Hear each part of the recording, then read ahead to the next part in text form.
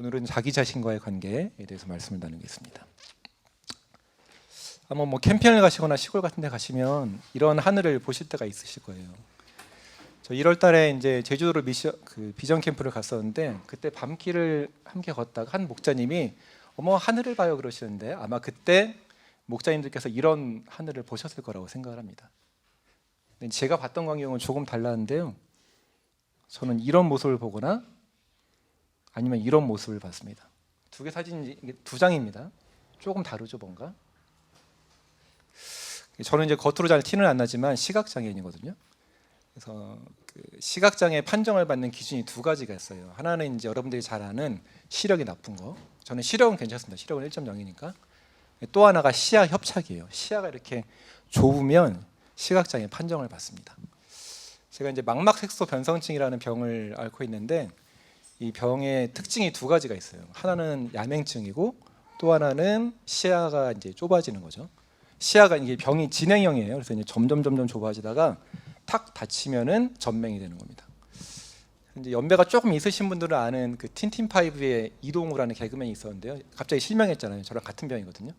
그래서 이제 보통 한 30대 정도의 발병을 하면은 한 1, 2년 내에 전맹까지 가고 저는 이제 유전적인 요인이 더 커가지고 어렸을 때부터 그래가지고 아주 서서히 진행되고 있는 그런 상태입니다. 그래서 이제 이게 시야가 사방 각도가 10도 이내면은 경증 장애인이고 5도 이내면은 중증 장애인이에요. 근데 이제 10도라 그러면 여러분들 잘 이해를 못하실 테니까 시야 테스트를 한번 해보겠습니다. 손가락을 이렇게 앞에 여기를 집중해서 보시고 다른 손가락을 똑같이 펴가지고 이렇게 오면서 어디서 이 손가락이 보이는지 한번 딱 멈춰 보십시오. 핀 상태에서 이걸 이렇게 앞으로 오면서 이 손가락에 집중을 한 상태에서 이 손가락이 눈에 시야에 딱 들어온 상태에서 한번 멈춰보세요. 네, 용찬 이 정도에서 멈추고 은혜 목사님 다 비슷비슷할 겁니다. 이제 느리셔도 되고요. 보통 일반인들의 시야 각도가 120도라고 해요. 사방으로 한 120도 정도를 볼 수 있는 겁니다. 제가 한번 실험을 해볼게요. 여기에 집중을 하고 여기 오면은 요만큼 와요. 여기 한 10도 정도 되는 것 같고요. 10도가 안 되는 것 같아요. 근데 5도는 넘는 것 같고 왜냐하면 제가 경증 장애니까. 그래서 이제 다른 목자님들이 이런 모습을 보실 때 저는 이렇게 보거나 아니면 이제 시야가 좀 옮겨간 거죠. 저쪽을 보거나. 그래서 제가 평생에 한 번도 못 봐서 되게 부러워하는 게 있는데 그 중에 하나가 별자리를 못 봤어요. 그러니까 별자리를 보려면 이렇게 별들을 이렇게 이어가야 되잖아요. 별 하나 찾는 것도 너무 힘든데 시야가 좁으니까. 요걸 보면은 그 다음 거 찾는 게 되게 어려운데 찾으면은 두 개가 동시에 안 보이는 거예요. 한눈에 들어오질 않아가지고 한 번도 별자리를 못 봤습니다. 그래서 이제 하나님 나라에 대해서 우리가 많이 얘기하고 그 온전히 회복되는 거에 대해서 많이 얘기하잖아요. 근데 저는 그 꿈 중에 하나가 나의 시야가 완전히 회복돼가지고 별자리를 한번 보는 게 되게 큰 소원이거든요. 한 번도 못 봤으니까 사실 짐작이 잘 안 돼요. 이렇게 되게 좁은 시야로 사니까 이게 이제 네이버에 나오는 그 서울대학교 병원 의학 정보 이런 그 이제 네이버에 쳐보시면 나오는데 터널 시야라고 이제 이렇게 그림을 그려놨어요. 망막색소 변성증 치면은 이런 그림이 나옵니다. 저는 이 그림을 보고 이거는 망막색소 변성증을 앓지 않는 사람이 그린 그림이다 이렇게 생각을 했어요. 왜냐하면 여기 뒤에 이제 이게 까맣게 돼 있는 부분 이거의 존재 자체를 저는 몰랐어요. 되게 오랫동안. 그러니까 모든 사람이 이만큼만 보는 줄 알았어요. 근데 이제 나중에 좀 더 나이가 들고 다른 사람들과 나의 그 차이를 알게 되고 병원에 가서 진단을 받고 시야 검사를 이제 제가 정기 검진을 매년 받거든요. 병이 얼마나 진행되고 있는지 알기 위해서. 그래서 이런 게 존재하는구나라는 걸 되게 늦게 알았어요. 그래서 이거는 이제 망막색소 변성증이 전혀 뭔지 모르는 사람이거나 아니면 그냥 설명의 편의를 위해서 이렇게 그림을 그린 걸 거다. 저한테는 이것만이 세상의 전부니까 이런 게 있다는 걸 모르는 거죠. 그러고 살았습니다. 그래서 이제 제가 더 좋아하게 된 성경책이 하나 있는데 그래서 이게 이제 제가 나중에 꼭 한번 보고 싶은 그림이에요. 그러니까 저 야맹증도 되게 심해서 야맹증이 이제 영어로 나이트 블라인드잖아요. 그러니까 진짜 장님이나 다름없거든요. 그래서 밤에 막 뛰어다니고 막 그런 사람들 보면 이해를 못 하겠는 거예요. 그 사람들의 눈에는 도대체 이 세상이 어떻게 보일까? 나중에 그래서 이제 그 밤에는 어떻게 보이는지 또 별자리는 과연 어떻게 생긴 건지 그걸 어떻게 그릴 수 있는지 한번 보는 게 저의 소원 중에 하나입니다. 이거는 저희 가정교회 식구 한 명과 어떤 책 가지고 나눔을 하다가 이제 그 친구가 나눠주고 제가 더 좋아하게 된 성경절인데 같이 한번 읽어보겠습니다. 시작. 지금은 우리가 거울로 영상을 보듯이 희미하게 보지만 그때는 얼굴과 얼굴을 마주하여 볼 것입니다.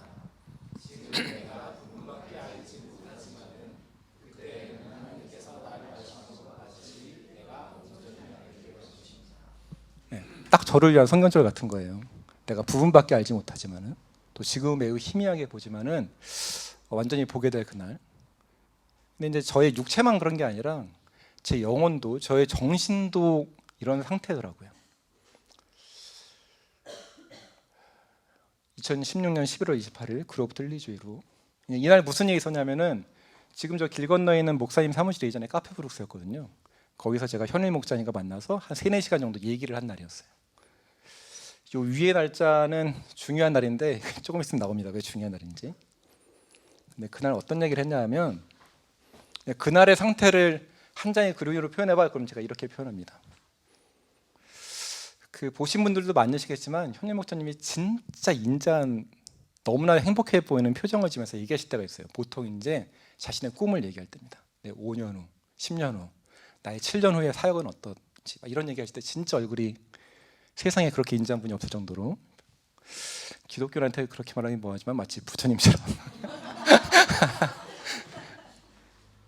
네, 근데 그때 이제 저는 되게 깜깜한 상태였어요. 그러니까는 그렇게 밝은 너무 밝아 보이는 이 사람이 그때는 저한테는 목사님이 아니고 그냥 이 사람이었죠. 저 사람이 이해가 안 되는 거예요. 왜 저 사람은 저렇게 행복한 미소를 짓지? 왜 꿈을 꾸지? 어떻게 미래를 얘기할 수 있지? 5년 후, 10년 후 어떻게 얘기하지? 내 미래는 그냥 깜깜하기만 한데. 제가 저의 미래가 저렇게 깜깜하기만 하다고 생각했던 이유가 이렇습니다. 이때 저의 상태인데요. 45살이었어요. 그러니까는 저에게 이제 80년생들이 꽤 있잖아요. 찬현 목사님도 80년생, 성지영대도 80년생인데 80년생이 지곤 목자도 80년생, 80년생이 제가 그때 80년생 그 나이였던 거예요. 만으로 44살, 45살일 때 실형을 살고 나온 전과자였고 제가 이제 잊지 못한다는 날짜가 그날 출소를 해서 전화를 잊지 못합니다. 7년 반 정도 이제 지났어요. 제가 눈만 뜨면 그 날짜를 세봐요. 이렇게. 지금 뭐 매일은 아니지만 가끔 이렇게 생각합니다. 몇 년 지났지? 7년 반 지났어. 뭔지 이러면서 생각을 해보죠. 이때 이제 신용불량자였고 뭐 요 위에만 봐도 저의 스펙이 흔히 말하는 스펙이 어떤지 보이시죠? 그러니까 이런 상태인 거예요. 무엇을 해야 될지, 무엇을 할 수 있을지 전혀 모르겠는. 더 심각한 건 뭐냐면은 저는 사실 모태교인이거든요. 저희 아버님이 목사님이고. 그러니까 한 30 초중반까지는 뭐 그냥 평범하게 되게 모범적으로 다녔어요. 살았는데 하나님에게서 도망치고 고의로 거역하고 한 10년 혹은 좀 그 10년이 넘는 시간 동안 도피하고 방황하고 반항하고 그런 세월을 쭉 보낸 결과가 이제 이런 유의 결과가 나왔던 겁니다. 꿈이 없는 거예요. 미래는 캄캄하기만 하고 40대 중반의 나이에 아무것도 못할 것 같고 그러니까 제가 이런 상태였다는 게 이제 이해가 되실 겁니다. 그러니까 이런 사람이 이해가 안 되는 걸 넘어서 나중에는 미워질다는 거예요. 한 4시간 얘기하는데 점점 이 사람이 나랑은 너무 다르니까. 그러니까 제가 이제 아이고 어딨죠?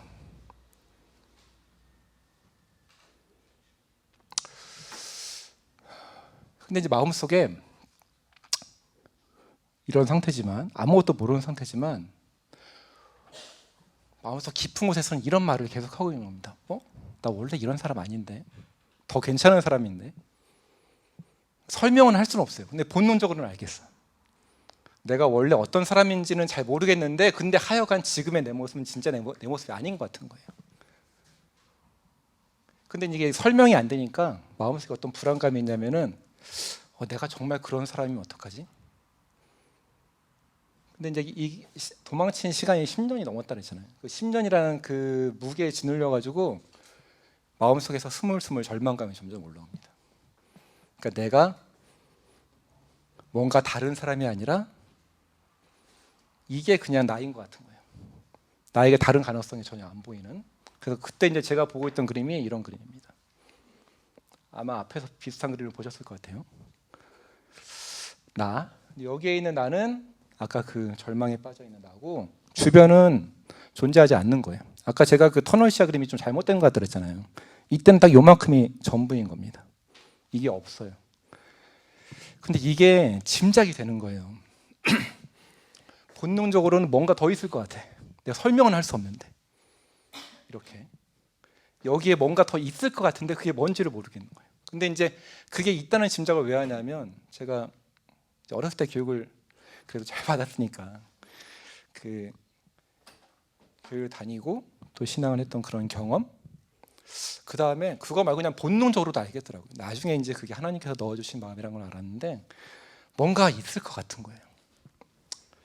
이 그림이 이제 아까 앞에 봤던 터널 시야 그림하고도 비슷하지만 풍삼기를 하신 그 분들은 이 그림이 어떤 큰 그림의 일부라는 걸 아마 짐작을 하실 거예요. 이 그림의 일부거든요. 저희가 풍삼기를 하면서 이게 설교 주제이기도 한데 나를 중심으로 하나님과 자신과 공동체와 세상과의 관계에 대해서 살펴보는 시간을 가집니다. 근데 이제 유명한 말 있잖아요. 사람은 사회적인 동물이다.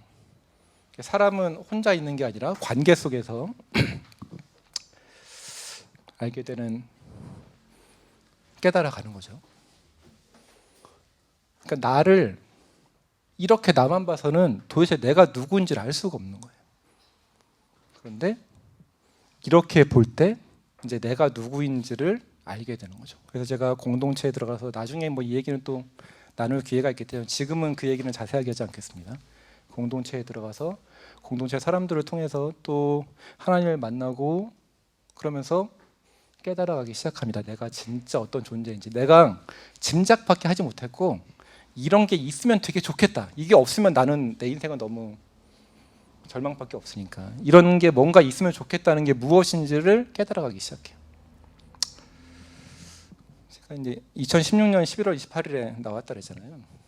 그리고 저희 가정교회 준비 모임을 시작한 게 2021년 1월이거든요. 그러니까 시간이 한 4년 정도 흐른 후에 하게 된 거예요. 그러니까 3년 반 정도 흘렀을 때 이제 가정교회 분립을 준비하면서 누가 그러면 그 목자 준비를 하지 그러는데 이제 하라고 하더라고요. 그때 제가 되게 고민 많이 하다가 현임 목사님한테 상담을 했어요. 그러니까 내가 바라보는 나의 모습, 또 내가 혼자 있을 때 말하는 것, 행동하는 것, 생각하는 것, 이것은 정말 너무 형편없어서 도저히 목자를 못할 것 같은데 왜 공동체 식구들은 나를 꽤 괜찮은 사람인 것처럼 얘기를 하고 목자를 할 수 있다고 그러지? 그랬더니 그때 현임 목사님이 하셨던 얘기가 어쩌면 주변 사람들이 말하는 게 진짜 네 모습일지도 몰라. 네가 스스로 말하는 그런 게 아니라 보고 말하고 생각하는 그게 네 모습이 아니라 가정교회 식구들이 말해주는 모습이 진짜 너의 모습일 수도 있어라고 얘기하시는 거예요. 근데 그게 되게 큰 용기가 됐었는데 나중에 이제 그거의 진짜 의미, 더 깊은 의미를 제가 깨닫게 됩니다.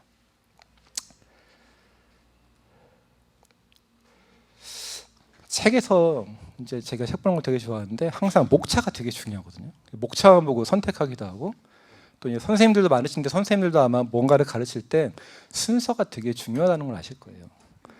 나의 관계는 이 관계 속에서 파악할 수밖에 없는데 이 관계를 파악하는 것도 순서가 되게 중요합니다. 우선 하나님과의 관계를 잘 맺어야 돼요. 그래야지 나머지 관계들이 제대로 파악이 되거든요.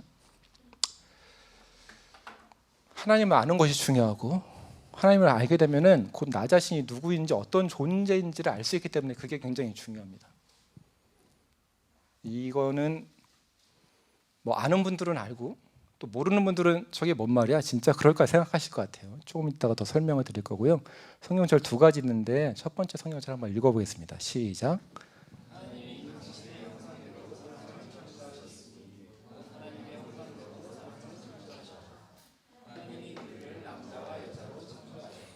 네, 하나님의 형상대로 사람을 창조하셨다. 하나님을 닮은 존재라는 겁니다. 사람은.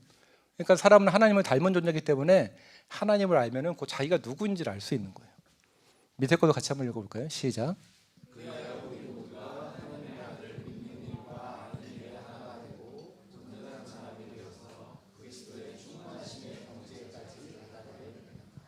예, 제가 일하는 센터 이름이 리커버리 센터인데 리커버리가 회복이라는 것도 있지만 온전한 사람이 되는 그것이죠. 근데 그걸 어떻게 하냐면은 하나님의 아들을 믿고 아는 일에. 그러니까 하나님을 아는 게 내가 누군지를 아는데 제일 중요한 거예요. 그것만이 사실 답이거든요.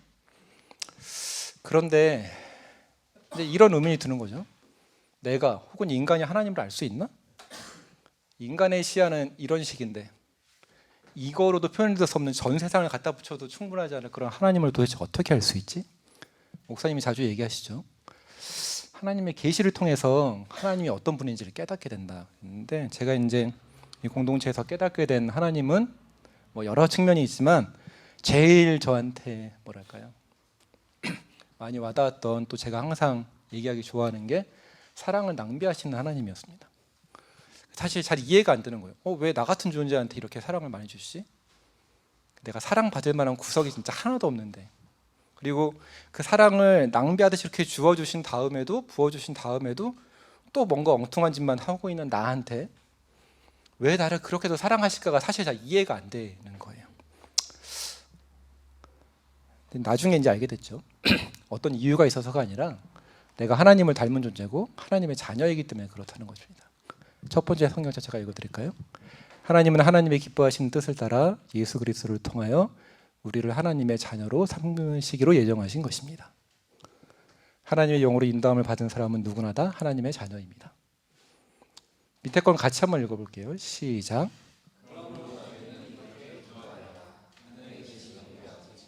이 기도는 예수님의 제자들이 예수님한테 기도 어떻게 해야 됩니까? 물어보니까는 너희는 이렇게 기도하라 그러면서 예수님께서 가르쳐 주신 기도인 거예요.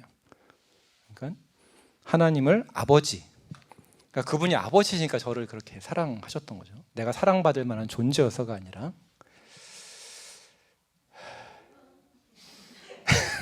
교회에서 슈퍼스타.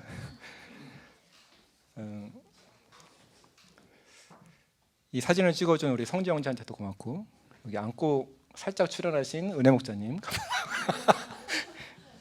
사진으로 잘 안 보일 것 같은데요. 여기 아마 송아가 팔을 뒤로 뻗어서 은혜 목사님 옷깃을 살짝 잡고 있는 걸 겁니다. 제가 오랫동안 허락을 못 받고 있다가 최근에 한 두세 번 정도 송아를 안아볼 기회가 있었거든요. 근데 이제 송아 버릇 중에 하나가 이렇게 옷깃을 살짝 잡는 게 있어요. 아이니까 힘이 없잖아요, 손은. 그러니까 제가 새끼손가락으로 툭 쳐도 이게 손이 떨어질 정도로 그렇게 약하게 잡고 있는데, 근데 그 아이가 제 마음을 잡고 있는 힘은 얼마나 강한지, 그렇게 옷깃을 살짝 잡을 때 마치 세상에서 가장 힘센 사람이 와서 그걸 떼내려고 해도 뗄 수 없을 정도로 그렇게 강하게 잡고 있는 게 느껴지는 거예요. 근데 이제 저보다 훨씬 자주 하는, 거의 매주 안아주는 것 같은 우리 최지영 자매, 아마 성아가 지영자매 옷깃을 살짝 잡을 때 제 마음을 잡는 것보다 훨씬 더 강한 힘으로 아마 그 마음을 꽉 잡고 있을 것 같거든요. 지금 저기 엄마한테 안겨 있는데 엄마나 아빠의 그 옷깃을 잡을 때 아마 더 강한 힘으로. 그러니까 성아의 손힘이 세지는 건 아니죠. 나는 살짝 잡고 뭐 엄마는 세게 잡고 이런 건 아닐 거고, 그러니까 내가 또 우리가 성아를 아마 사랑하는 만큼 그만큼 그 성아의 잡는 힘이 강하게 느껴질 것 같아요. 그러니까 저는 그냥 아이니까 본능적으로, 혹은 뭐 우리 가정교회, 이 작은 이들의 교회에 태어난 첫 번째 아이니까 이런 정도로 사랑하지만 더 자주 보는 이모나 부모님이나 훨씬 더 많이 사랑하니까 더 강하게 잡고 있을 것 같은 거예요. 그러니까 이제 낭비하시는 하나님 생각이 납니다. 사랑을 낭비하시는 하나님. 하나님이 저를 왠지는 모르지만 어마어마하게 사랑하신다는 걸 알겠거든요. 나의 경험으로 뭐 또 주변 사람들을 통해서 알려주시고, 말씀을 통해서, 찬양을 통해서, 이 세상의 아름다운 모습을 통해서 굉장히 다양한 방식으로 끊임없이 말씀하시는 거예요. 내가 너를 정말 너무너무 사랑해. 하나님의 사랑이 진짜 크시잖아요. 그러니까는 제가 하나님 눈에 얼마나 귀한 존재로 보일까 생각하게 됩니다. 제가 요즘 그 주기도와 영성수련이라는 수업을 듣고 있어요. 매주 토요일 오전에 이제 하고 숙제로 기도일지를 매일 쓰거든요.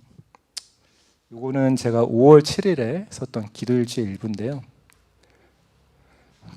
뭐 새벽에 아침에 이제 남들 보여주려고 쓴 게 아니라서 글씨가 막 엉망이고 또 중간에 맞춤법이 틀린 부분도 있고 그래서 여러분들은 읽기 힘드실 것 같고 제가 좀 읽어드리겠습니다.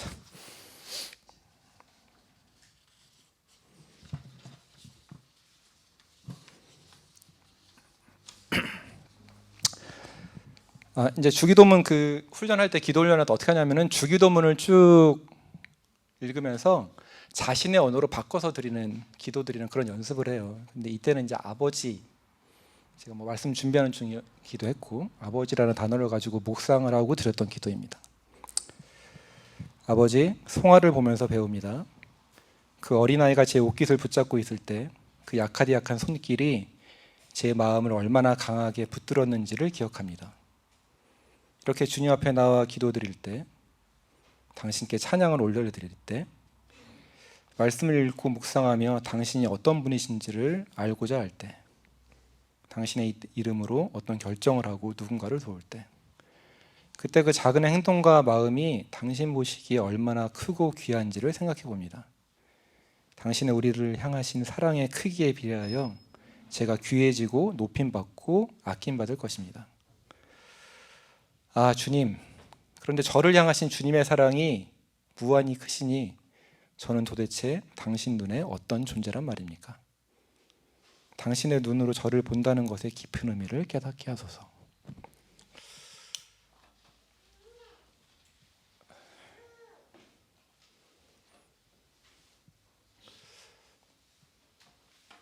이게 굉장히 중요하더라고요. 하나님은 나를 어떻게 보시는가? 하나님을 알기 위해서 노력해야 되는 거는 이거를 알기 위해서, 또 이제 하나님의 사랑은, 나에 대한 사랑은 어떠하시고 왜 사랑하시고 그리고 사랑의 크기는 얼마나 크고, 그러니까 이제 3단 논법처럼 이어지는 거죠. 그분의 사랑의 크기에 비례해서 나를 보실 텐데 그분의 사랑은 무한하시고, 그렇다면 이제 그 다음은 상상이 안 되는 거예요. 말로 표현할 수 없는 내가 하나님 눈에 도대체 어떤 존재로 보일 것인가. 나는 나 자신을 어떻게 보는가가 사실 중요하지 않습니다. 하나님이 나를 어떻게 보시는가가 중요해요. 그래서 나 자신을 하나님께서 나를 보시듯이 그렇게 볼 수 있는가가 중요했던 겁니다. 아까 목자 준비할 때 왜 현일 목자님께서 그러셨다고 했잖아요. 어쩌면 가정교회 식구들이, 공동체 식구들이 너를 보는 그 모습이 네 진짜 모습일지도 몰라, 이렇게 말씀하셨는데, 그때 아마 가정교회 식구들은 이렇게 보셨을 것 같아요. 저를. 이 얘기를 하시고 싶으셨던 것 같아요. 하나님께서 나를 보시듯이 그렇게 나를 봐주는 거죠.